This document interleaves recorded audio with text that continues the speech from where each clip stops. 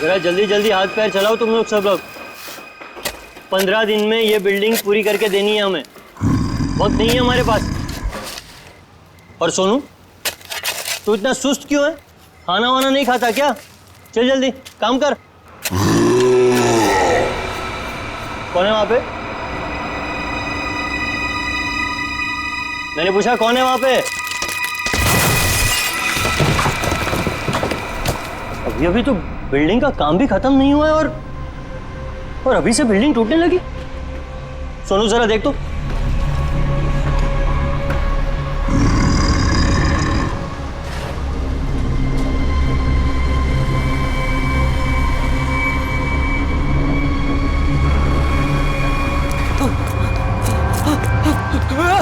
भागो, सब भागो ऐसे। सोनू, वरना सब मारे जाओगे। सोनू हुआ क्या? सब अरे हुआ क्या? किस चीज की आवाज थी? और ये चेहरे पर निशान कैसा है? पट्टियों वाला मुर्दा। मुर्दा? मुर्दा मुर्दा कुछ नहीं होता है, ये जरूर कोई चोर और घुसाया होगा। एक काम करो, सब लोग मेरे साथ चलो, चलिए मेरे साथ।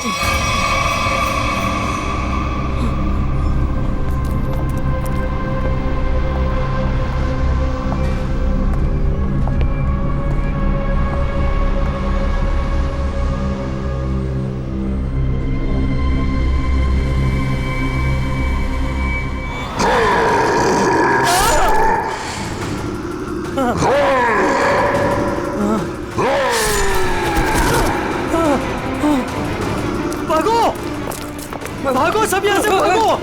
पट्टी वाला मुर्दा, भागो।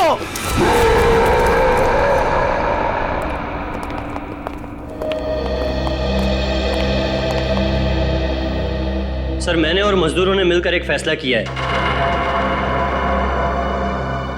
कैसा फैसला? कि हम आपकी बिल्डिंग में अब काम नहीं करेंगे। तुम क्या बकवास कर रहे हो तुम? सर, लगता है आपकी नजर कमजोर हो चुकी है, इसलिए मेरे चेहरे पर ये निशान आप देख नहीं पा रहे। ये हाँ, शराब पी के झगड़ा किया होगा। सर, ये उस आत्मा की देन है जो आपकी बिल्डिंग में है। आत्मा? क्या बकवास कर रहे हो तुम? हाँ? जानता था, मैं जानता था कि आप मेरी बातों पर विश्वास नहीं करेंगे, इसलिए मैं साथ में सोनू को भी लाया हूं। सोनू,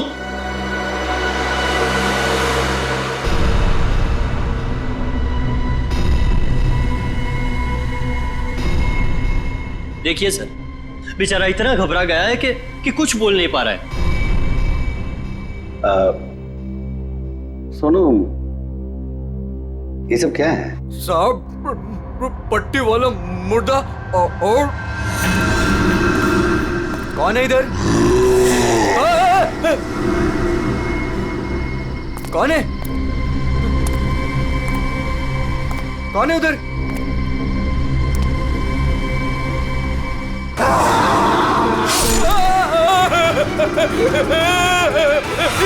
मुझे लगता है कि तुम सब लोग काम कम और नशा ज्यादा करते हो, तभी ऐसी बहकी बहकी बातें कर रहे हो। सर, अगर हमारी बातों पर यकीन ना हो तो कोई दूसरे मजदूर रख के क्यों नहीं देख लेते? जब वो अपनी आप बीती सुनाएंगे तब तो आपको विश्वास हो जाएगा ना। बिल्कुल रख लूंगा। इस शहर में मजदूरों की कोई कमी नहीं है। इस शहर में काम की भी कोई कमी नहीं है।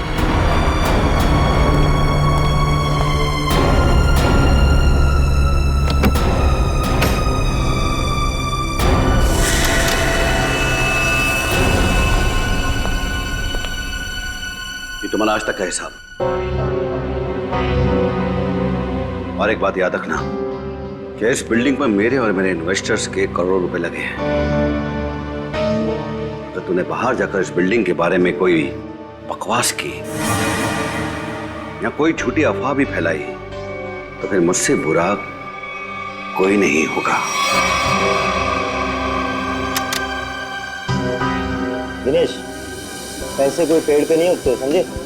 हाँ, और हम तुम्हारे फाइनेंसर हैं, कोई एटीएम मशीन नहीं कि जब दिल में चाहा कार्ड डाला और पैसे ले लिए। देखिए, आप लोग बेवजह भड़क रहे हैं। बेवजह?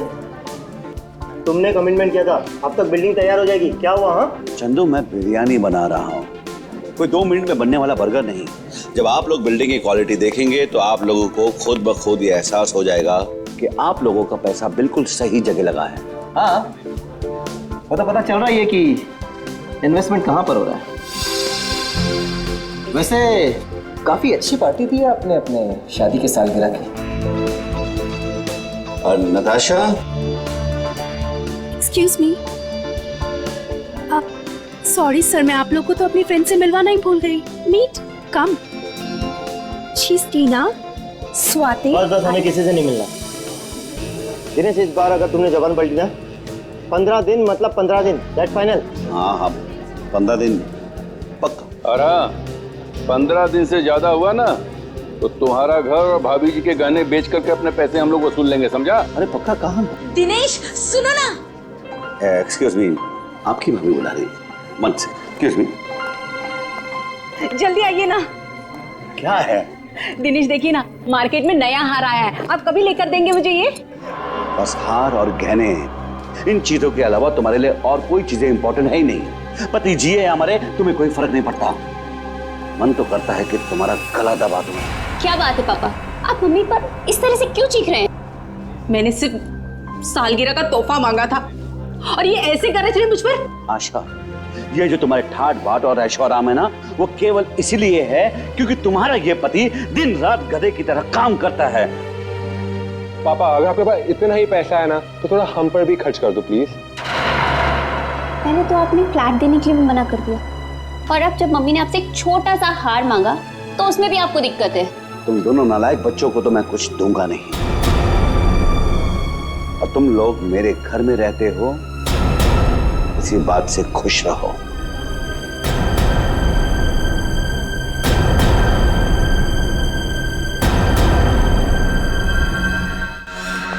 नहीं चाहिए मुझे नकली जेवर, जिंदगी भर मुझे नकली जेवर ही दिए हैं।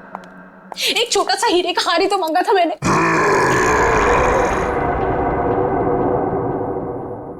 कौन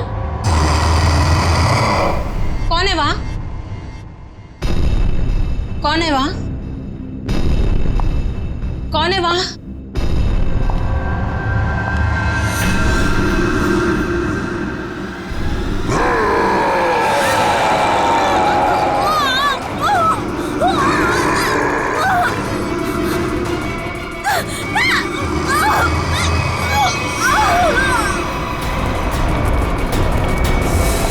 आशा, आशा, आशा, क्या मम्मी? आशा, क्या हुआ मम्मी को? मर गई।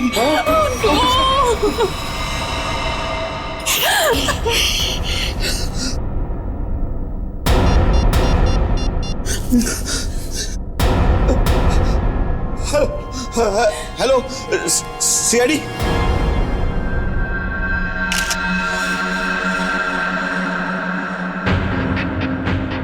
ये निशान देखा गले पे?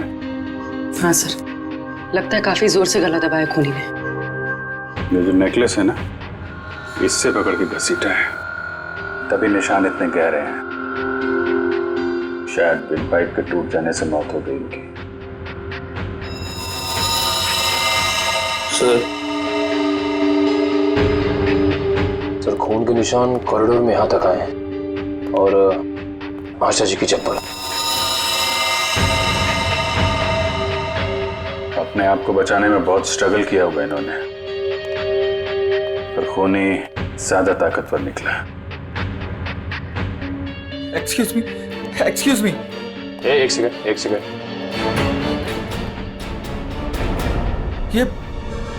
ये सब कैसे हो गया सुलेखा? आज तो इतना शुभ दिन था, शादी के सालगिरह वाले दिन। आपकी तारीफ? जी मैं सुलेखा का हस्बैंड। अच्छा, तो आशा जी आपकी सास थी? जी। सास ससुर की एनिवर्सरी पार्टी में आप काफी लेट नहीं आ रहे हैं? वो बिजनेस मीटिंग में फंस गया था, इसलिए लेट हो गया। बस अभी अभी पहुंचा हूं। ठीक है, इधर आ जाइए आप। दिनेश जी, आपको किसी पे शक है? कौन कर सकता है ऐसा काम? सर, मेरी वाइफ की किसी से कोई दुश्मनी नहीं थी। सर, मैं यही कह रहा हूँ कि दिनेश ने खुद ही अपनी बीवी का खून करवाया है। सर, हमने इसका झगड़ा सुना था। ये अपनी बीवी से कह रहा था कि मैं तुम्हारा गला दबा दूंगा। पति जिए हमारे, तुम्हें कोई फर्क नहीं पड़ता। मन तो करता है कि तुम्हारा गला दबा दूं। तो बकवास कर रहे लोग। अगर मैंने गुस्से में कुछ कह दिया तो इसका मतलब ये तो नहीं ना कि मैं सचमुच वो कर दूंगा। वैसे ऐसा हुआ क्या था कि आपको इतना गुस्सा आ गया कि आपने गला दबाने की धमकी दे दी, वो भी शादी की सालगिरह वाले दिन? सर, इसकी वजह भी ये लोग ही है। ये मेरे इन्वेस्टर्स हैं। अब मुझे एक एक पाई ऐसे देते हैं जैसे मुझ पर एहसान कर रहे हैं। तुम लोगों की मैं एक एक पाई चुका दूंगा, वो भी ब्याज सहित, समझे? तो दे दो ना। एक मिनट, बिजनेस की बातें मत कीजिए। यहाँ पे खून हुआ है।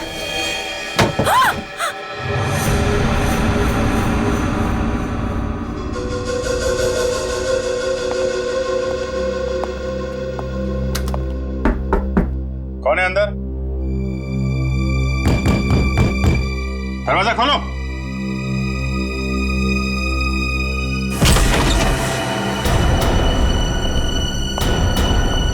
ओह माय गॉड, कौन है ये? सुनिए। उठो। कौन हो तुम हैं? और यहाँ क्यों चुप के बैठी हो? मुर्दा पट्टियों वाला मार डालेगा। सर डरी हुई है, ऊपर से जख्मी भी। देखो, आप बिल्कुल घबराइए मत। हम लोग सीआईडी से हैं। आपका नाम क्या है? कोमल। कोमल? कोमल, आप यहाँ क्यों चुप के बैठी थी? वो पट्टियों वाला मुर्दा बाहर घूमते हुए देखा। पट्टियों वाला मुर्दा? जैसे मैं यहाँ से बाहर निकली तो पट्टियों वाला मुर्दा बाहर था। अच्छा ठीक है, तुम वो जो भी पट्टियों वाला मुर्दा था उसका स्केच बनवा सकती हो? हाँ। Very good. स्केच आर्टिस्ट को बुलवाओ और इस घर का कोना कोना छान मारो। देखो खूनी के बारे में कुछ सुराग मिलता है क्या?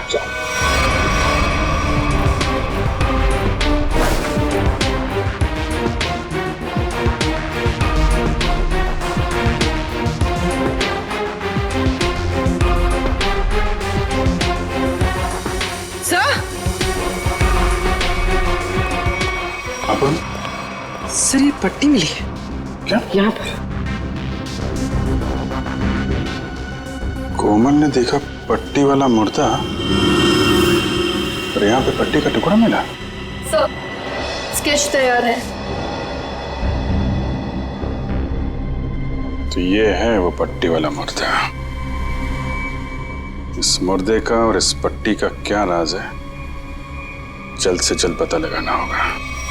गले का हार बेचारी का फांसी का फंदा बन गया। जैसे ही खूनी ने हार खींचा, बेचारी कुछ नहीं कर पाई। सर वो आदमी गले का हार छीनने के लिए आया था, ऐसा लगता नहीं? वही तो सचिन, वही तो राज है। बड़ा अजीब तरीका ढूंढा खून करने का यार। हाँ जयवंती, डॉक्टर साहब को जरा स्केच दिखा। Yes sir. ये देखिए सर, ये मम्मी की ड्रेस है। मम्मी मतलब माँ? मम्मी नहीं फ्रेडी, मम्मी। हजारों साल पहले जब इजिप्ट में राजा महाराजा मर जाते थे तो उनकी बॉडी को एम्बाम कर दिया जाता था। अलग अलग तरीके की सीक्रेट्स, दवाइयां, मरहम, बाम वगैरह लगा दिया जाता था उनकी बॉडी पर और बाद में इन पट्टियों से उसे ढक दिया जाता था। इससे मम्मी सड़ती नहीं थी। मर गए मतलब हजारों साल पुरानी लाश यहाँ पे आ गई और एक के बाद एक खून कर रही है। तो शायद अगला खून तुम्हारा होगा। मेरा? हो गया, अब चुपचाप खड़े रहो। और एक बात ध्यान में रखो, मम्मी कभी सड़ती नहीं है और ना मम्मी कभी जिंदा होती है। अच्छा सर, ये जो पट्टी का टुकड़ा हमारे हाथ लगा है, कहीं ऐसा तो नहीं कि ये खूनी के साथ हाथापाई के दौरान आशा जी के हाथ आ गया? नहीं, ऐसे नहीं हुआ। तारिका जी, आप ठीक है वहां पे? नहीं। फिर एक सीआईडी ऑफिसर बोल रहा है कि इनके हाथों में पट्टी आई थी, मतलब आई थी। सीआईडी ऑफिसर आसमान से उतरता है क्या?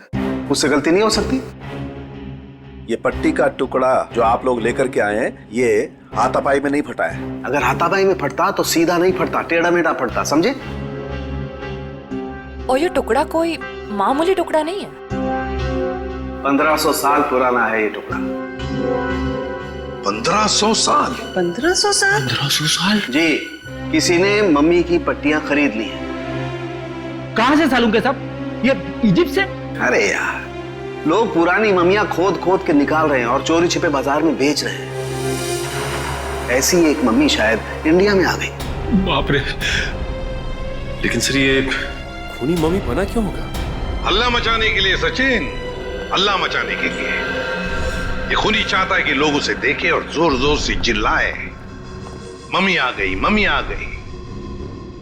ये खून उस खूनी मम्मी ने ही किया है, और वो पट्टी का टुकड़ा जानबूझकर छोड़ गया है हमारे लिए सबूत।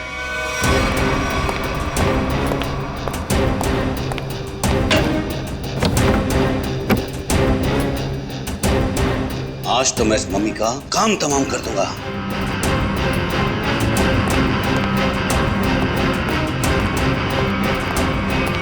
सर, ये सोनू है, दिनेश की बिल्डिंग में काम करता है। अच्छा, सोनू साहब कोई पैसा वैसा नहीं था दिनेश साहब के पास, कंगाल थे वो। एक मिनट, कंगाल थे वो, कोई पैसा वैसा नहीं था दिनेश साहब के पास? क्या मतलब क्या है? नहीं साहब, वो तो सर से लेकर पांव तक कर्जे में डूबे हुए थे, और उस बिल्डिंग की वजह से। और जब से उस पट्टी वाले मुर्दे ने हम लोगों पे हमला किया है, उस बिल्डिंग का काम भी बंद पड़ा हुआ है। पट्टी वाले खूनी ने तुम पर हमला किया? तुम पर? सर, कहीं ये वही तो नहीं जिसने आशा जी का भी खून किया? हो सकता है, बिल्कुल हो सकता है। वैसे वो पट्टी वाला खूनी दिखता कैसे है? सर, पट्टियों में लिपटा हुआ, एकदम सड़ा सा मुंह, चेहरे पे खून लगा हुआ था जैसे उसको कोई चोट लगी हो।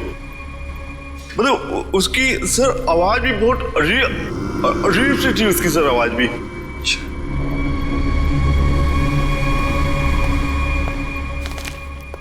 एक मिनट, क्या वो ऐसा दिखता था? हाँ साहब, ये तो था वो।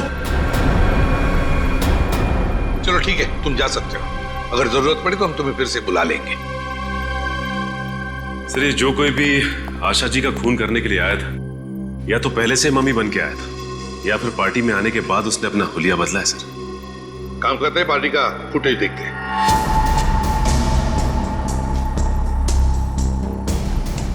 एक मिनट, पॉज करो। ये देखो, ये है ना महेश, आशा जी की बेटी सुलेखा का पति महेश।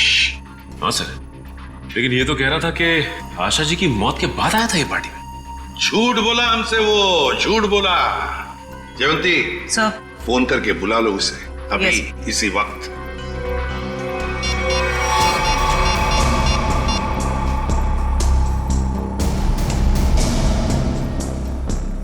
सर, फोन नहीं उठा रहा है।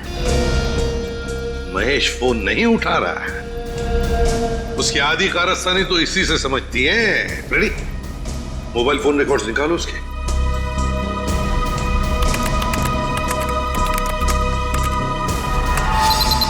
सर, ये रहे महेश के फोन कॉल रिकॉर्ड्स। 40 बार फोन किया है एक ही नंबर पे, और ये नंबर तो उसके सासू माँ का है। सर, सासू माँ से इतना ज्यादा लगाव? इस महेश से मिलना पड़ेगा। महेश। एक्सक्यूज मी,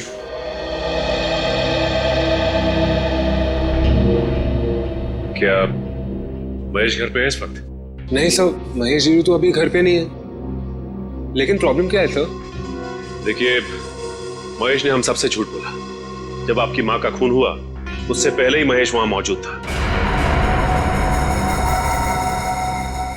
आपका मतलब है मेरे पति ने खून किया है? देखिए, हमें उस पर शक है। लेकिन सर वो ऐसा क्यों करेंगे? पैसों के लिए। पैसों के लिए किया होगा उसने। सब पैसों के लिए? लेकिन सारा पैसा तो डैडी के पास है, उन्होंने आज तक माँ को कभी कुछ नहीं दिया।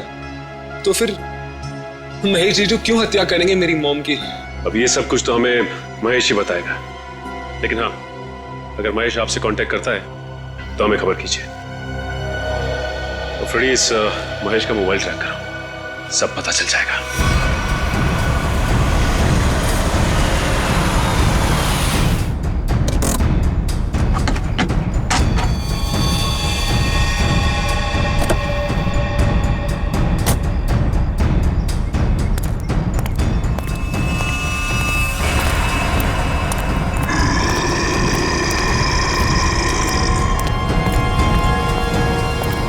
आज ये पट्टियों वाला मुर्दा मिल जाए बस।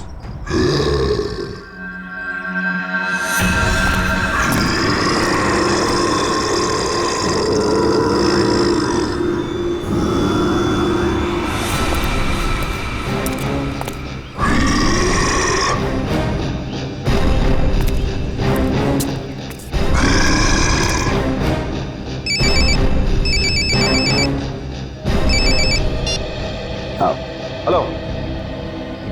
हाँ जीतू भाई, हाँ आपके लिए खुशखबरी है। हाँ जी, बिल्डिंग का काम बहुत जल्द शुरू होने वाला है। कोई मजदूर वहाँ काम करने को तैयार नहीं है। क्या तुम वहाँ का सारा काम खुद करोगे? नहीं जीतू भाई, मैं उस वजह को ही खत्म कर दूंगा जिसके कारण सारे मजदूर डरे हुए हैं। आज उस पट्टी वाले मुद्दे का दी एंड है। मैं आपको बाद में फोन करता हूँ।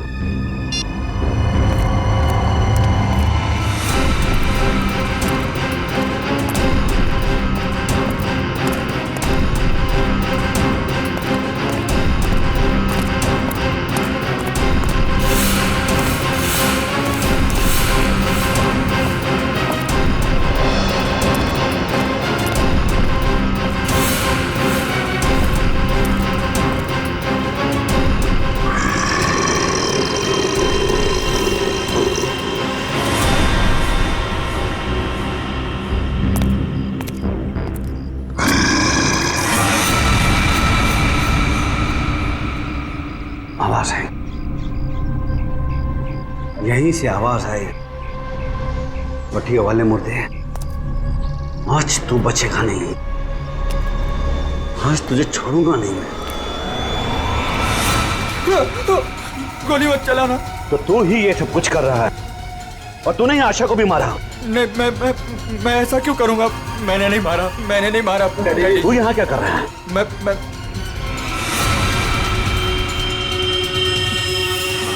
डैडी, वो आपके पीछे है। ना महेश, मैं तेरी किसी भी चाल में आने वाला नहीं। मैं सच कह रहा हूँ, वो पट्टी वाला मुर्दा आपके पीछे ही है।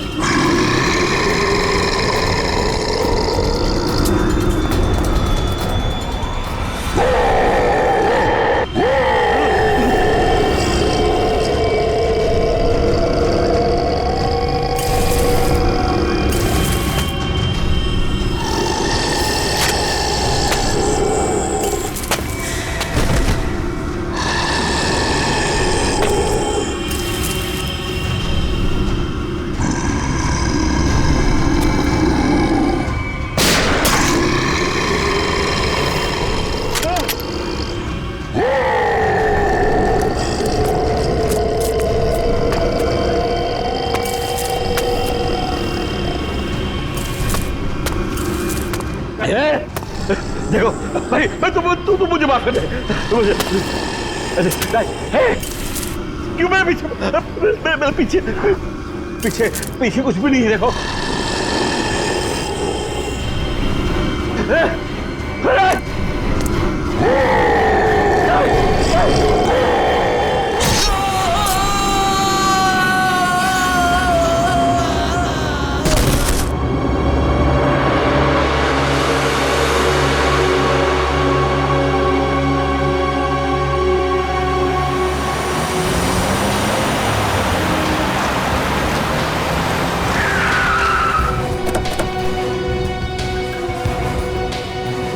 सर, मोबाइल कंपनी वालों से पता चला है कि ये दिनेश का मोबाइल भी यहीं पे है। इससे पहले महेश दिनेश को नुकसान पहुंचाए, हमें उसे बचाना होगा।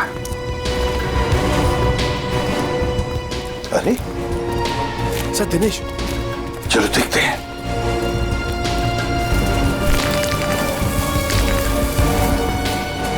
माय गॉड, ये तो जिंदा है। सच, जल्दी से एम्बुलेंस बुला, जल्दी। फ्रेडी, जयवंती देखो आसपास। Yes sir.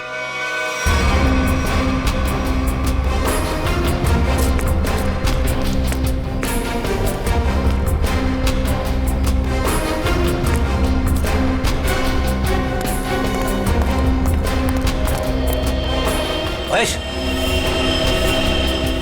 सर। हाँ फ्रेडी क्या हुआ? सर महेश बेहोश है। महेश महेश सर। हाँ ये गन पड़ी हुई थी यहाँ पे। सर हम तो सोच रहे थे कि इन सब के पीछे ये महेश है, लेकिन ये तो खुद ही बेहोश पड़ा है। हाँ ये तो महेश के होश आने के बाद ही पता चलेगा कि ये सब किसका किया कराया है।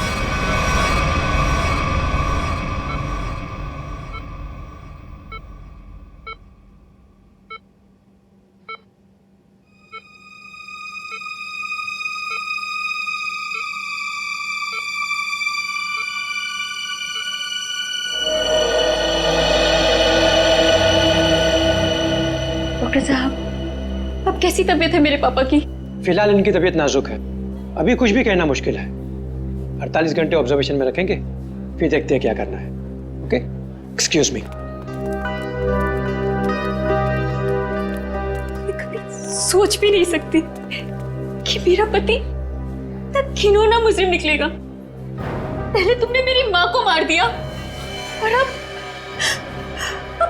मेरे पापा पे तुमने हमला किया। ये तुम क्या कह रहे हो सुलेखा? तो मैंने ऐसा कुछ भी नहीं किया है। मैं निर्दोष हूँ, बेकसूर हूँ।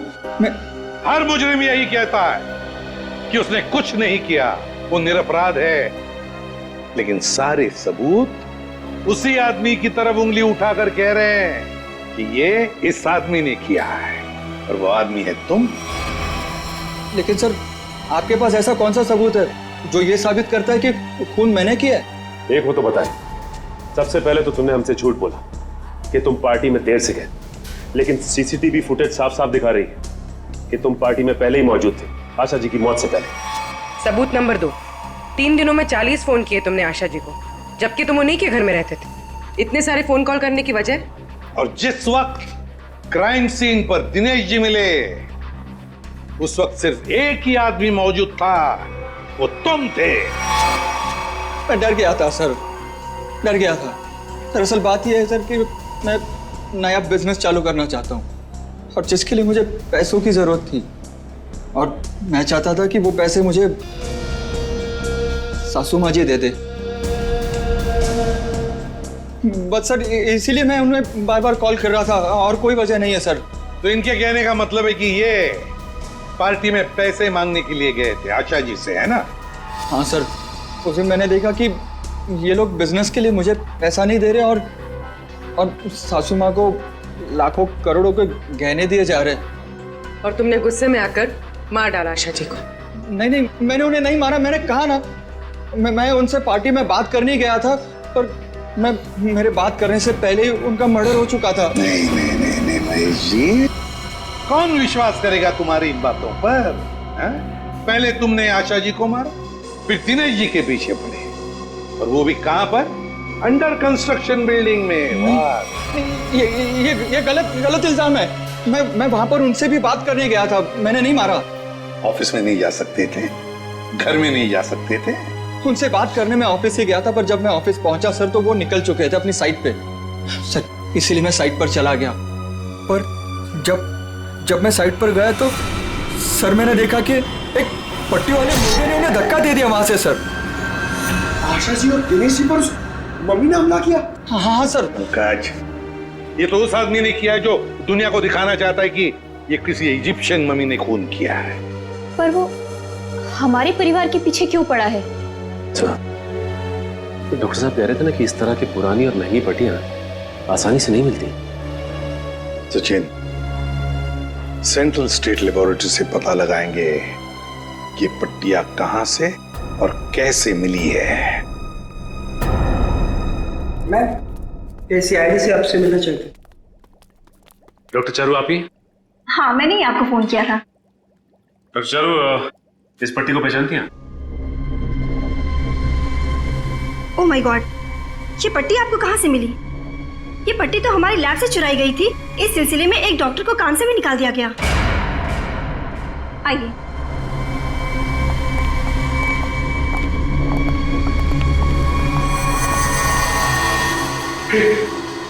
ये तो वही मम्मी है ना जो इजिप्ट में होती है। मतलब ये नींद में चलकर यहाँ पर आ गई। आप भी अच्छा मजाक कर लेते हैं। दरअसल हर साल इजिप्ट से इन मम्मीज को हमारे यहाँ रिसर्च के लिए भेजा जाता है। और सर ये मम्मीज 1500 साल पुरानी है। तो क्या सिर्फ इन्हीं मम्मीज की पट्टी गायब है? हाँ सर, कुल 5 मम्मीज की पट्टियाँ चोरी हुई थी, जिसमें से 2 पे मैं काम कर रही हूँ इन्हें गलने से बचाने के लिए। अच्छा, आप कह रही थी ना कि एक डॉक्टर को काम से निकाल दिया गया पट्टी चुराने के इल्जाम में। उसकी डिटेल मिल सकती है हमें? हाँ सर, देती हूँ।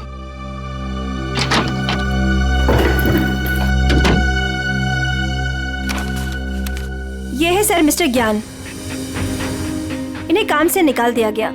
इन्होंने पट्टियां चोरी की या नहीं ये तो मालूम नहीं, लेकिन इन मम्मीज की देखरेख यही करते थे। और हाँ सर, उनकी एक पर्सनल असिस्टेंट भी थी। इनकी असिस्टेंट का कोई फोटो, नंबर या एड्रेस है आपके पास? वो उनकी पर्सनल असिस्टेंट थी, इसलिए हमारे पास उनकी कोई डिटेल्स नहीं है। सर, 5 मम्मीज की पट्टियां गायब है और खूनी खुद मम्मी बनकर दिनेश के परिवार के पीछे पड़ा है। हाँ मम्मी, ये खूनी दिनेश के ऊपर दोबारा हमला करेगा। क्या हुआ डॉक्टर? आप पापा को इतनी अचानक से क्यों शिफ्ट कर रहे हैं? देखिए, इनकी हालत पहले से ज्यादा बिगड़ गई है। अगर इन्हें आरजे हॉस्पिटल में भर्ती नहीं कराया गया तो इनका बचना मुश्किल हो जाएगा।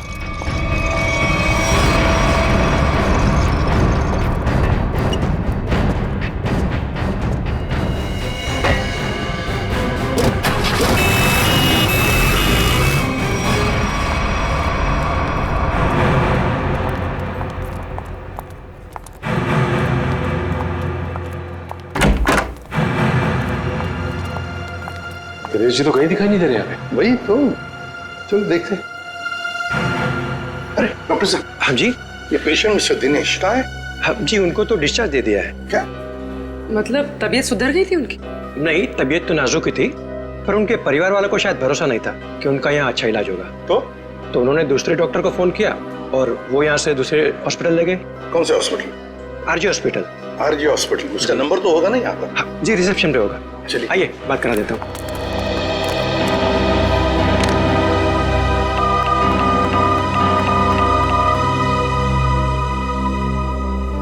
Hello, RJ hospital. देखिए, मैं एसीपी प्रद्युमन बोल रहा हूँ, सीआईडी से। आपके हॉस्पिटल में अभी अभी एक पेशेंट एडमिट हुआ है। दिनेश नाम है उनका।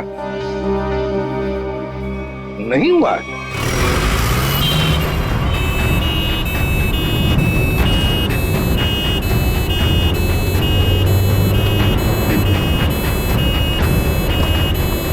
काम हो गया बॉस, तीर कमान से निकल चुका है। आप निशाना तैयार रखो।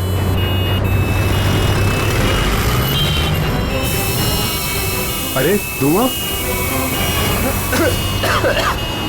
कहाँ से आ रहा है?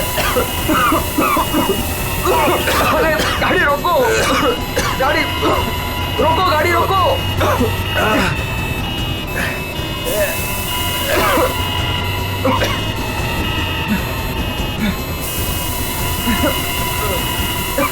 धुआं बढ़ते ही जा रहा है ये।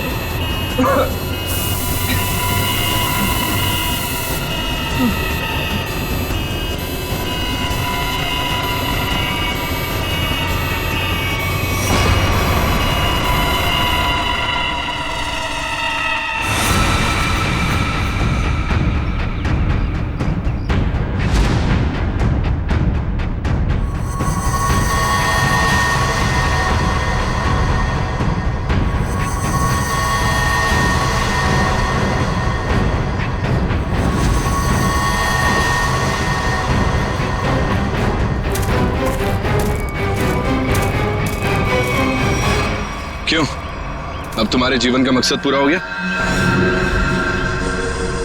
हाँ, पिछले 10 साल से मैं इसी दिन के तो सपने देखती आई हूँ। और देखो, आज मेरा सपना पूरा हो गया। नहीं नहीं, सीआईडी के रहते अपराधियों के सपने कभी पूरे नहीं होते। सीआईडी? क्यों डॉक्टर ज्ञान? पेशा डॉक्टर का और काम एक अपराधी का। अबे देख क्या रहे हो? उड़ाओ इन सीआईडी वालों को।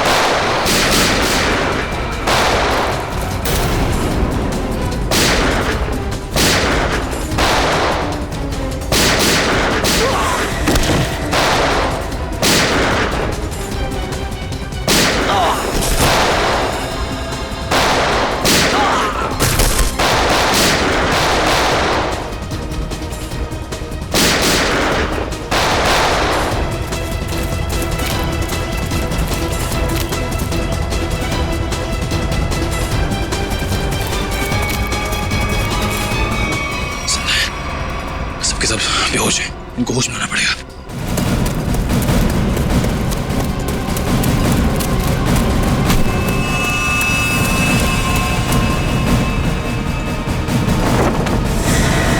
तुम जिंदा लोगों को मम्मीफाई करी थी ना? मैं तुम्हें सिखाती हूँ मम्मीफिकेशन किसे कहते हैं। अपराधियों को मम्मीज बनाने का काम हम करते हैं। मैं दिनेश की सेक्रेटरी सिर्फ इसलिए बनी ताकि इससे अपने भाई के मौत का बदला ले सकूं, और इसलिए मैंने मम्मी बनकर इसकी बिल्डिंग में काम करने वाले लोगों पर हमला किया ताकि मम्मी की अफवाह फैल जाए। तुम कुणाल की बहन हो? नाम मत लो अपनी गंदी जबान से मेरे भाई का। एक वक्त था जब वो तुम्हारा सबसे करीबी दोस्त था, और तुमने क्या किया? दोनों साथ गए थे ना विदेश पैसा कमाने के लिए। सर, इसको सहयोग से एक मम्मी मिली, और मेरा भाई चाहता था कि वो ये मम्मी वहां की देश की सरकार को सौंप दे, लेकिन ये दिनेश उसे ग्रे मार्केट में बेचना चाहता था।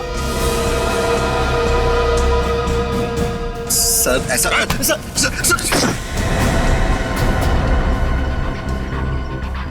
जब कुणाल ने कहा कि वो पुलिस के पास जाएगा तो मैंने उसे मारकर जमीन में गाड़ दिया और मम्मी बेचकर अमीर बन गया। वाह, बहुत अच्छा काम किया तुमने। पैसों के लालच में तुमने दोस्ती को जमीन में गाड़ दिया।